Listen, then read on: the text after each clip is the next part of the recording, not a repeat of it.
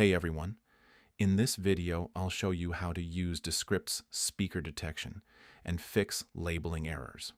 First, open your project. To auto-detect speakers, click Script, then Detect Speakers. Descript will assign labels based on voice changes.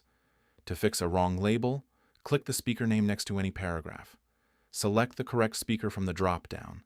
To rename a speaker, click the label again, choose Rename, and type their actual name. All paragraphs with that label update automatically. If two speakers are merged under one label, click where the second speaker starts. Go to Edit and select Split Speaker. To merge paragraphs from the same speaker, click the second paragraph's label and select the same speaker name as the first. And that's it. Detect, fix, rename, split, merge. You now control your speaker labels. If this helped, please like and subscribe. See you next time.